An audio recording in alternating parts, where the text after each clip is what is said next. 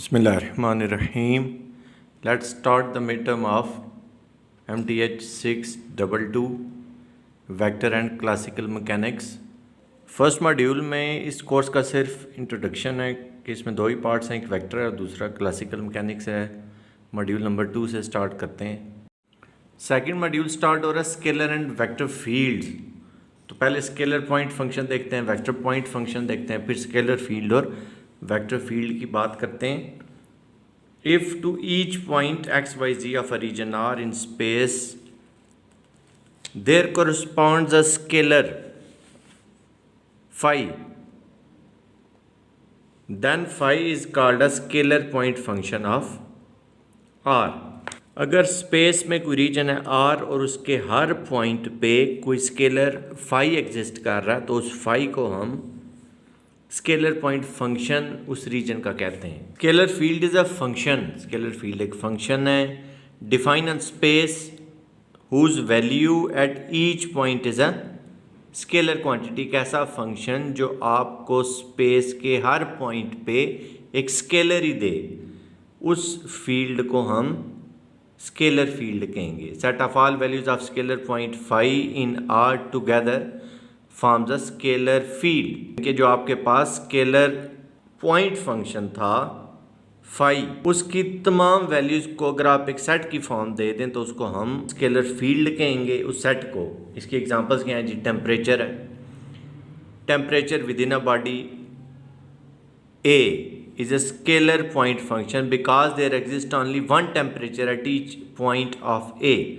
इसका मतलब क्या है कि अगर आपके बॉडी का टेम्परेचर लेट अस से 37 डिग्री सेंटीग्रेड है तो आपकी बॉडी के हर पॉइंट पे यही टेम्परेचर होगा। ये नहीं हो सकता कि सर का टेम्परेचर 37 है, हाथों का टेम्परेचर कुछ और हो, इसलिए हम टेम्परेचर को स्केलर फील्ड बोलते हैं। इसी तरह प्रेशर, वो भी एक स्केलर फील्ड है क्योंकि किसी भी सिलेंडर में प्रेशर आप जहाँ से भी मेजर करेंगे आपको सेम ही मिलेगा। Potential due to gravity of air in the earth's atmosphere. Vector point function क्या है? जहाँ पे स्केलर पॉइंट फंक्शन में हमें स्केलर मिल रहा था वहाँ पे हमें वेक्टर मिलना शुरू हो जाएगा तो हम उसको वेक्टर पॉइंट फंक्शन कह देंगे। If to each point x y z of region R in space there exist a unique vector then that vector is called a vector point function in that region. इन्हीं तमाम vector points को अगर आप एक set की form दे देते हो हम उसे वेक्टर फील्ड कहते हैं। Function of a space whose value at each point is a vector quantity is called vector field. Mathematically we can write it as A is equal to A x y z. A1 depends on x y z plus A2 depends on x y z plus A3 depends on x y z. जैसे आप x i plus y j plus z k लिखते हैं किसी vector को, वही समझ लें आप लिखा हुआ है। Set of all values of vector a in the region constitute a vector field. ये इसकी एक एग्जांपल है कि हमारे पास एक vector x i minus 2y z cube j plus y square z k defines a vector point function and hence it is a vector field. Motion of a moving fluid at any time defines a vector field. या fluid dynamics में पढ़ लेंगे ये चीज़ें। The set of tangent vector of a curve C and set of normal vector of surface S are examples of vector field. मसलन अगर आप एक कर्व पे कोई टेंजेंट ड्रा करते हैं, ये हमने कर्व ड्रा की, ये एक वेक्टर जो उसको टच करके गुजर रहा है इसको हम टेंजेंट कहते हैं, ये टेंजेंट वेक्टर है। Set of tangent vector of the curve example है हमारे पास वेक्टर फील्ड की। And the set of normal vectors of surface S. और अगर ये आपके पास एक सरफेस है पूरी, आप सर्कल बना लें, इस सर्कल का जो रेडियल सेगमेंट होगा जो इस टेंजेंट पे परपेंडिकुलर होगा इसको हम नॉर्मल कहते हैं। ये रेडियल सेगमेंट नॉर्मल कहलाएगा क्योंकि ये इस टेंजेंट पे परपेंडिकुलर है। मॉड्यूल नंबर 3 में बात होगी operator del and gradient of a function. Operator del या डेल ऑपरेटर क्या है ये लिखा हुआ है, डेल भी कहते हैं, नेबला भी इसको कहते हैं। Vector differential operator del symbolizes as this is defined as del is equal to curly curly x i plus curly y j plus curly z के।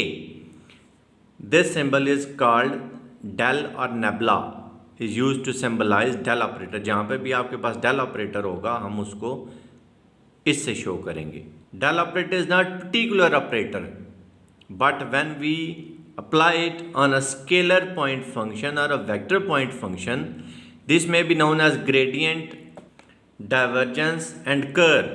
जब आप इसको किसी वेक्टर पॉइंट या स्केलर पॉइंट पे अप्लाई करेंगे तो ये आपको तीन रिजल्ट्स जो है इनमें से कोई एक रिजल्ट लाजमी देगा, या ग्रेडियंट या डाइवर्जेंस या कर्ल। डाइवर्जेंस डॉट प्रोडक्ट है एक्चुअली, कर्ल क्रॉस प्रोडक्ट है, और ग्रेडियंट क्या है, multiplying a vector by a scalar.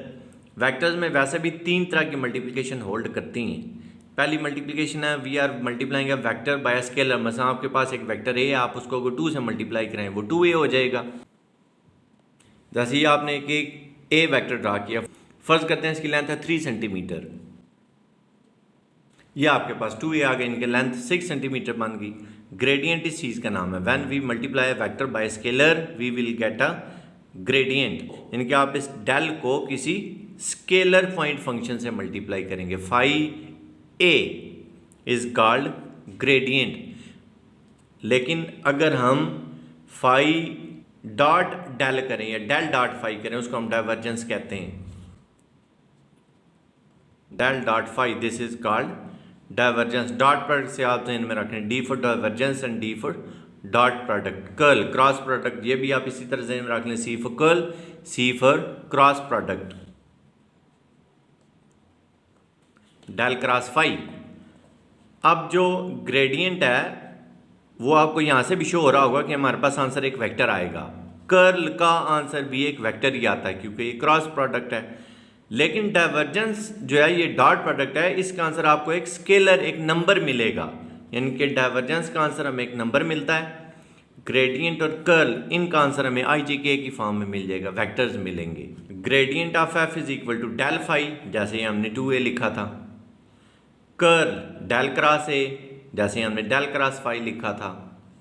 Divergence del dot A, जैसे हमने ये डेल डॉट फाई लिखा था। फाई लिख लें, ए लिख लें, it's up to you. Gradient function को हम प्रॉपर्ली डिफाइन कर लेते हैं। Let phi be a scalar point function defined on a specific region on R and also differentiable on the same domain. अगर डिफरेंशिएबल नहीं है तो आप ग्रेडियंट फंक्शन फाइंड ही नहीं कर सकते, क्योंकि इसमें आपने पार्शियली डिफरेंशिएट करना है। डेल को अगर आप जेन में लाएं तो उसमें करली एक्स पार्शियल डिफरेंशिएशन थी with respect to x, with respect to y and with respect to z. Then we apply del operator on phi in order to obtain gradient of scalar function phi, written as del phi is defined by del phi is equal to curly xi plus curly yj plus curly zk multiplied by phi scalar point function. Del जहाँ पे भी आएगा आप ये values की ज़हन में रख लें, आपने वहाँ पे पुट करते जाना, क्वेश्चन ऑटोमेटिकली सिंप्लीफाई होता जाएगा। तो फाई ये हर एक से मल्टीप्लाई हो जाएगा। करली phi by curly x, distributive law actually apply हो रहा है। X i plus curly phi by curly y j plus curly phi by curly z k. It is to be noted that del phi defined a vector field, यानी कि आपके पास जो answer आएगा वो एक वेक्टर आएगा। Also del phi is equal to 0 if and only phi is a constant. अगर phi constant है तो आपके पास जो रिजल्ट आएगा वो नल वेक्टर आएगा। देखिए आप फाई की जगह फर्ज करते हैं हम लिख लेते हैं 2, तो 2 को आप with respect to x differentiate करें, विद रिस्पेक्ट टू वाई करें, विद रिस्पेक्ट टू जी करें पार्शियली, तो आपके पास रिजल्ट तो 0 आ जाएगा, यानी कि 0i प्लस 0j प्लस 0 के which is a null vector. और अगर ये फाई नहीं है और अगर फाई 0 नहीं है, x square y z plus 4x जी स्क्वायर, ये है हमारे पास फाई, एक स्केलर पॉइंट फंक्शन है। अब ये देखें क्योंकि ये स्केलर है तो उसमें IJK तो नहीं होंगे। अब हम इस एग्जांपल को सॉल्व कर लेते हैं। डेल फाई की वैल्यू फाइंड करते हैं। करली एक्स इस पे अप्लाई हो जाएगा, करली वाई भी इस पे अप्लाई हो जाएगा, करली जी भी इस पे अप्लाई हो जाएगा। पार्शियली डिफरेंशिएट कर देंगे with respect to x, with respect to y, with respect to z. इसको with respect to x differentiate करते हैं, वाई जी तो कांस्टेंट है, बाहर आ जाएंगे। एक्स स्क्वायर का डेरिवेटिव 2x आ जाएगा। इसी तरह यहाँ पे 4z स्क्वायर तो कांस्टेंट है, बाहर आ जाएगा, x का डेरिवेटिव 1 आ गया। विद रिस्पेक्ट टू y करते हैं, एक्स स्क्वायर जी अब कांस्टेंट है, बाहर आ जाएगा, y का 1। इसमें तो क्योंकि वाई आई नहीं है, 4 भी कांस्टेंट, एक्स भी कांस्टेंट है, जी स्क्वायर भी कांस्टेंट है, तो इसका derivative with respect to y 0 आ गया। एक्स स्क्वायर वाई जी को जब with respect to z differentiate करेंगे, एक्स स्क्वायर वाई कांस्टेंट है बाहर आ जाएगा, जी का 1 आ गया। यहाँ से 4x अब कांस्टेंट है बाहर आ जाएगा, जी स्क्वायर का 2z आ गया। इसको जब हम कंप्लीटली सिंप्लीफाई कर लेंगे रिजल्ट आ जाएगा 2xyz plus 4z square i plus x square z j plus x square y plus 8xzk। Module number 4 में हम इसी ग्रेडियंट की प्रॉपर्टीज चेक करते हैं। If phi and psi are scalar point functions as well as differentiable on a specific domain and c is a constant, then we can show that the gradient holds the following property। अब वो properties क्या हैं कि constant del operator से बाहर आ जाएगा, आप सिर्फ फाई को डिफरेंशिएट करेंगे। जैसे हम डिफरेंशिएट करते हैं हम कांस्टेंट को डेरिवेटिव से बाहर लिख लेते हैं, इसमें भी ऐसा ही होगा। और अगर दरमियान में प्लस या माइनस लिखा हुआ है तो आप उन दोनों पे डेरिवेटिव सेपरेट अप्लाई कर देंगे। फिर ये प्रोडक्ट रूल है, जैसे आम डिफरेंशिएशन में होता है, first as it is derivative of second plus second as it is derivative of first. Division भी क्वेश्चन रूल की तरह ही है, सेकंड का आप स्क्वायर लेंगे, फिर second as it is derivative of first minus first as it is derivative of second. Module number 5 में directional derivative के बारे में बताया गया है। The procedure to determine the derivative in a specific direction other than the coordinate axis xyz is called directional derivative। आपने जो derivative find करना है वो xyz के अलावा किसी और डायरेक्शन में अगर आपने फाइंड करना हो तो उस प्रोसीजर को हम डायरेक्शनल डेरिवेटिव कहते हैं। अगर फाई आपके पास एक स्केलर पॉइंट फंक्शन है जो कि डिफरेंशिएबल है, तो अगर आप उसका फर्स्ट पार्शियल डेरिवेटिव लें, the first partial derivative of phi और rate of change of phi in the direction of coordinate axis, जैसे आप करली भी करली एक्स करली भी करली वाई और करली भी करली जी फाइंड करते हैं। To define a directional derivative we choose a point a x y z in space and a direction at point P given by unit vector a. हम कोई भी एक point consider कर लेते हैं, उसको हम ए का नाम देते हैं, and the direction at P is given by unit vector A. Let C be a ray drawn from point P in the direction of unit vector A. Let A x plus del x y plus del y z plus del z denoted by B is a neighboring point on C। तो हम कह रहे हैं जी इस curve में हमारे पास कोई एक और पॉइंट है जिसको हम B का नाम दे देते हैं, और ये जो पॉइंट B है ये A के बहुत ही क्लोज है, यानी कि A जो है वो B को अप्रोच कर रहा है। Whose distance from P is del S, और ये जो डिस्टेंस है A से B तक, इसको हमने डेल S का नाम दे दिया। तो डेल आमतौर पे जहाँ पे भी वर्ड यूज़ होता है उसका मतलब होता है कि वो बहुत ही छोटा डिस्टेंस है। Value of a given scalar point function is phi at point P and phi x plus del x, y plus del y, z plus del z at point P prime. यानी कि point P पे हमारे पास scalar point function की value है phi x y z, और P prime पे वो वैल्यू है x plus del x, y plus del y, z plus del z। तो डेरिवेटिव की जो हम डेफिनेशन हम यूज़ करते हैं, हम एक्चुअली अब उसी को यूज़ करने लगे, यानी कि इस पॉइंट में से हम इस पॉइंट को सब्ट्रैक्ट करेंगे जैसे ये लिखा हुआ है, और जो उनके दरमियान डिस्टेंस हमने डेल एस कहा था उससे डिवाइड कर देंगे और लिमिट अप्लाई कर लेंगे। लिमिट क्या होगी, डेल एस अप्रोचेज 0, या आप इसमें ये भी लिमिट अप्लाई कर सकते हैं ए अप्रोचेज बी, या आप ये भी लिमिट अप्लाई कर सकते हैं phi of P prime approaches phi of P। बहरहाल जब आप लिमिट अप्लाई करेंगे तो ये आपके पास डेरिवेटिव की डेफिनेशन आ गई है, limit del phi with del s approaches 0 if it exist is called directional derivative of phi at point P। in the direction of unit vector A and is denoted by curly phi by curly s. We are differentiating phi with respect to s but partially. तो del phi by del s उसको आप लिख लेंगे curly phi by curly x into d x by d s plus curly phi by curly y into d y by d s plus curly phi by curly z into d z by d s. और ये क्या, ये हमारे पास dot product लिखा हुआ है किसका, curly phi by curly x i plus curly phi by curly y j plus curly phi by curly z k dot d x by d s i plus d y by d s j plus d z by d s k. ये नीचे इन्होंने लिख दिए थे, dot भी है। अब ये हमारे पास डेल फाई है और ये D r by d S है, क्योंकि आर को हम लिखते हैं x i plus y j plus z के। तो जब आप इसको डिफ्रेंशिएट करेंगे विद रिस्पेक्ट टू एस तो ये क्या हो जाएगा, d x by d s i plus d y by d s j plus d z by d s k, यानी कि ये डेल फाई है, del phi dot d r by d s या del phi dot unit vector A.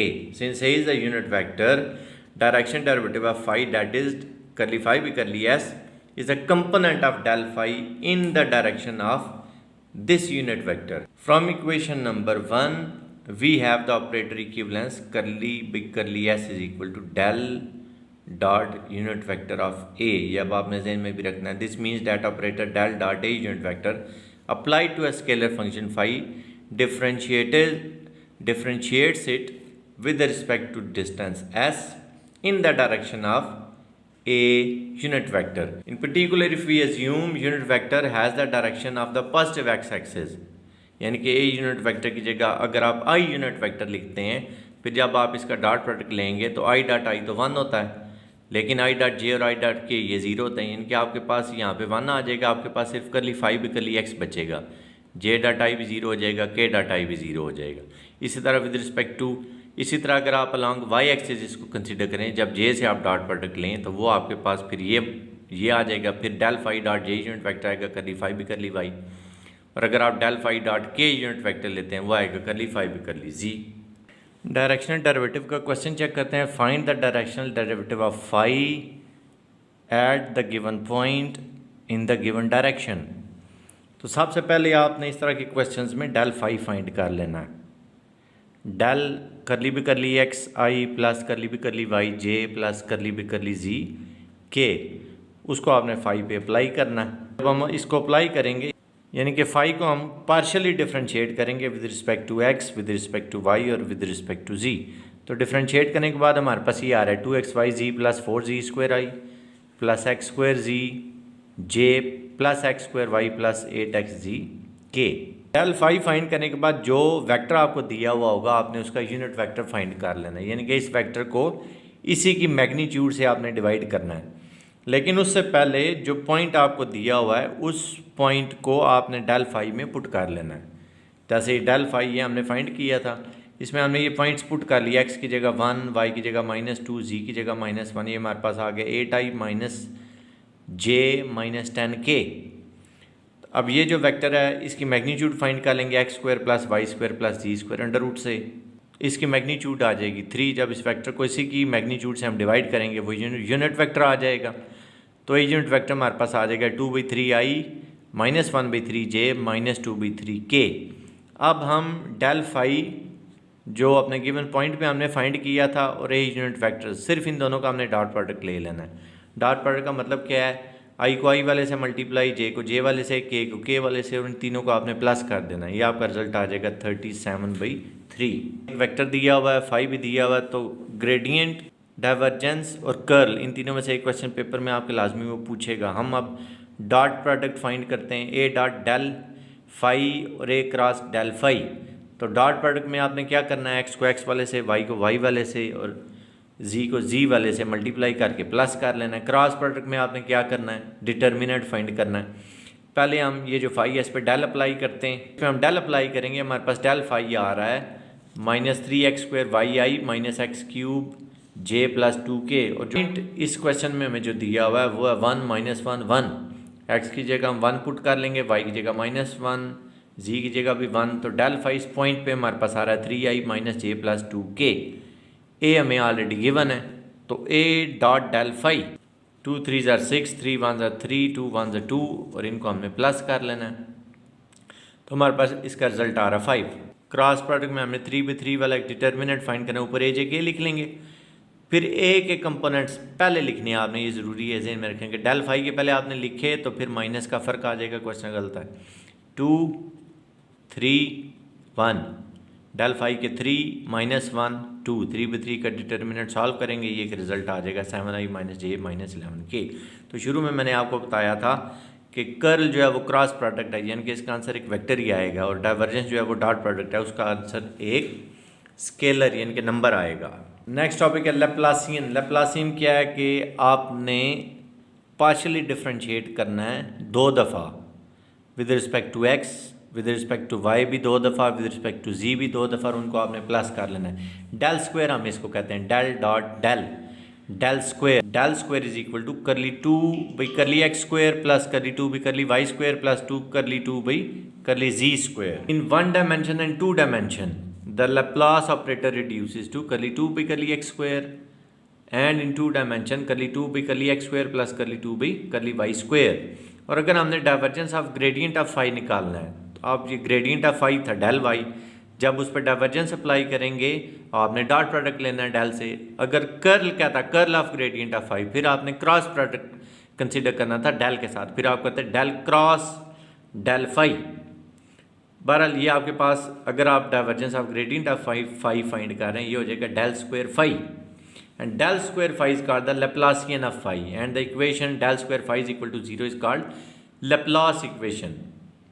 If a scalar function phi satisfies the Laplace equation in Cartesian region R, then phi is said to be harmonic function। ये मसलन paper में अगर वो पूछता है बताएं function harmonic है या नहीं, तो आपने सिर्फ डेल स्क्वायर फाई फाइंड कर लेना है। अगर वो आंसर 0 आ रहा है तो हम कहेंगे कि वो जो फंक्शन है वो हार्मोनिक है, अगर 0 नहीं आ रहा तो हार्मोनिक भी नहीं है। ये चीज़ आपने निकाल लेनी है, अगर डेल स्क्वायर फाई 0 आ रहा है तो फंक्शन हार्मोनिक है, और अगर आपने उसको पोलर कोऑर्डिनेट्स में चेक करना है तो फिर उसका ये formula del square phi is equal to 1 by r curly by curly r of r curly phi by curly r plus 1 by r square curly 2 phi by curly theta square, या ऐसे भी लिख सकते हैं curly 2 phi by curly theta square plus 1 by r phi r plus 1 by r square curly 2 phi by curly theta square. इसको याद रखने का आसान तरीका ये है कि आप फाई डबल थीटा ऐसे लिख लें, फाई डबल थीटा का मतलब है curly 2 phi by curly theta square plus 1 over are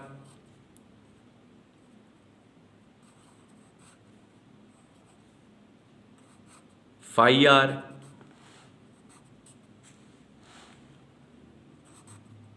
plus 1 over r square phi double theta. Line integral, surface integral और कंजर्वेटिव और नॉन कंजर्वेटिव चेक करते हैं। बिस्मिल्लाहिर्रहमानिर्रहीम। MTH 622 vector and classical mechanics। A particle is moving in a two-dimensional force field F is equal to yi plus x square j from point P whose coordinates are 0 0 to the point Q whose coordinates are 2 4. This particle moves by two different tracks.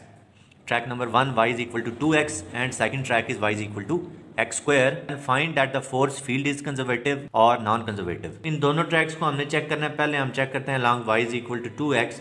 तो सबसे पहले हम curve को parameterise करेंगे, यानी कि आप ये समझ लें x को अगर हम t कहें तो y हमारे पास आ जाएगा 2t, x t is equal to t and y of t is equal to 2t, where t ranges from 0 to 2। ये 0 to 2 हमें कैसे पता चल रहा है, ये जो x के पॉइंट्स हैं ना यहाँ से, और r वेक्टर हमारे पास आता है t एंड 2t, क्योंकि r हमारे पास होता है xi plus y j plus z के। तो x अब हमारे पास जो है वो t है और y हमारे पास 2t है। इसको आप ti प्लस 2tj करके भी लिख सकते हैं, जैसे मैंने लिखा हुआ इस तरह भी लिख सकते हैं, आपकी अपनी मर्ज़ी।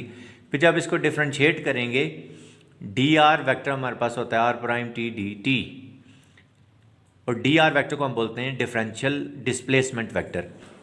जब इसको with respect to t differentiate करेंगे तो t का डेरिवेटिव 1 आ गया, 2t का डेरिवेटिव हमारे पास 2 आ गया। अब ये जिसको मैंने इक्वेशन नंबर 1 कहा हुआ है उसमें आप ये दोनों वैल्यूज़ पुट कर दें, y की जगह पे 2t लिख लेंगे और x की जगह पे t लिख देंगे और वहाँ से लाइन इंटीग्रल फाइंड कर लेंगे f dot d r. F की जगह हमारे पास आ गया 2t i plus t square j, या इस तरह लिख लें जैसे मैंने लिखा, आपकी अपनी चॉइस है। फिर आगे डी आर, तो डी आर की आपके पास ये वैल्यू है i प्लस 2j, या ऑर्डर पेयर में लिख लें चाहे। अब इनका जब हम डॉट प्रोडक्ट फाइंड करेंगे तो डॉट प्रोडक्ट में i को i वाले से मल्टीप्लाई करना है, j को j वाले से और प्लस कर देना है। 2t मल्टीप्लाई बाय 1 वो आ जाएगा 2t, and T square multiply by 2 वो आ जाएगा 2t स्क्वायर। ये आ गया 2t प्लस 2t स्क्वायर, उसको हमने इंटीग्रेट करना है 0 से 2 तक। तो 2t का इंटीग्रल हमारे पास t स्क्वायर आ गया, और 2t स्क्वायर का integral 2t cube divided by 3, lower limit है 0, अपर लिमिट है 2। तो पहले अपर लिमिट पुट कर लें, टी की जगह पे 2 पुट करें, फिर लोअर लिमिट पुट करें, टी की जगह पे 0 पुट कर लें।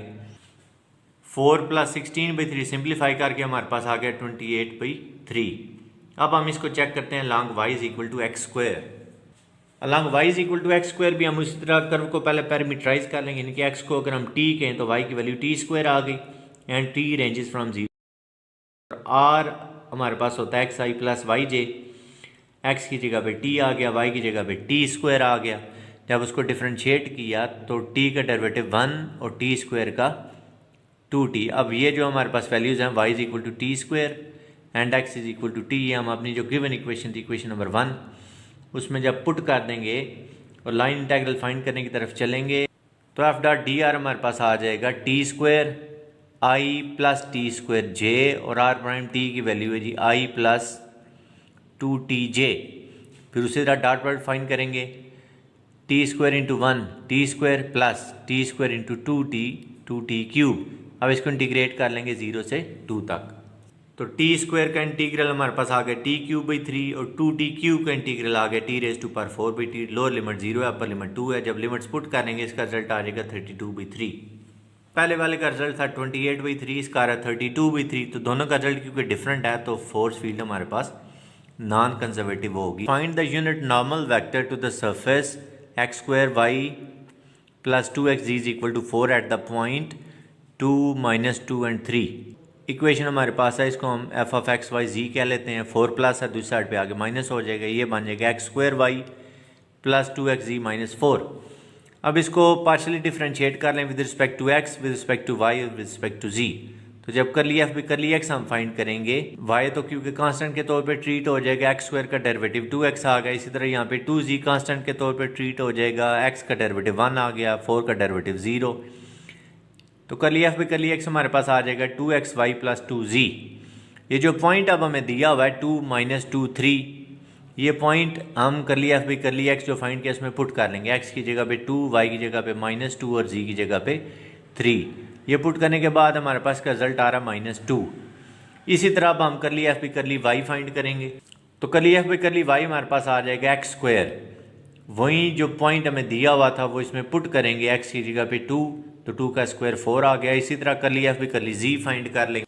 तो कर लिया एफ भी कर ली जी हमारे पास 2x आ जाता है, और जब वो पॉइंट पुट करते हैं तो x की जगह पे 2 पुट करेंगे, 2 2 ज़र 4। कर लिया एफ भी कर ली जी भी हमारे पास पॉइंट पुट करने के बाद 4 आ गया। अब ये हमारा वेक्टर आ गया है, x की वैल्यू आई थी -2, ये आ गया -2i, y की वैल्यू आई थी 4, तो ये आ गया 4j, z की वैल्यू भी 4, ये आ गया 4k। अब इसका मैग्नीट्यूड फाइंड कर लें, x square plus y square plus z square under root करके। तो -2 का स्क्वायर 4 आ गया, 4 का स्क्वायर 16, फिर 4 का square 16, 36 under root which mean 6। अब हम एन यूनिट वेक्टर फाइंड करते हैं। तो यूनिट वेक्टर क्या था जी, वेक्टर ओवर इट्स मैग्नीट्यूड, वही हम यूज़ कर लेंगे। डेल एफ हमें पता है, पुट कर दिया। डेल एफ का मैग्नीट्यूड भी फाइंड किया था, पुट कर दिया। सिंप्लीफाई करेंगे तो एन यूनिट वेक्टर आ जाएगा -1/3i plus 2/3j plus 2/3k। और अगर आपने इसको चेक करना है तो इसका यूनिट वेक्टर का मैग्नीट्यूड फाइंड कर लें इसी का।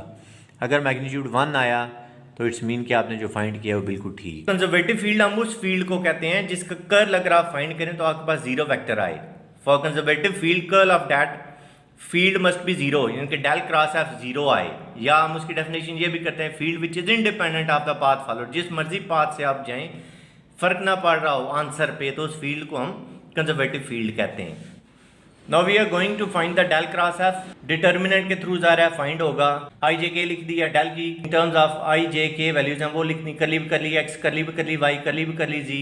एफ हमें गिवन है, वो भी आई कंपोनेंट लिख दिया, जे लिख दिया, के लिख दिया, डिटर्मिनेंट को सॉल्व कर लिया, ये फर्स्ट रो फर्स्ट कॉलम छोड़ दिया, बाकी जो कुछ था उसको न्यू डिटर्मिनेंट बना लिया, फिर माइनस लिख के जे लिखा, फिर जे वाली रो और जे वाला कॉलम, ये दोनों चीज़ें हमने स्किप कर दी, जो बाकी बच गया था वो लिख लिया। इसी तरह प्लस के करके तो के वाली रो और के वाला कॉलम, ये कॉलम और ये रो स्किप कर दी, बाकी जो बच गया वो हमने लिख लिया। उसको जब आप सिंप्लीफाई करेंगे तो आप देखेंगे कि आपके पास जो रिजल्ट आ रहा है वो नल वेक्टर नहीं आ रहा।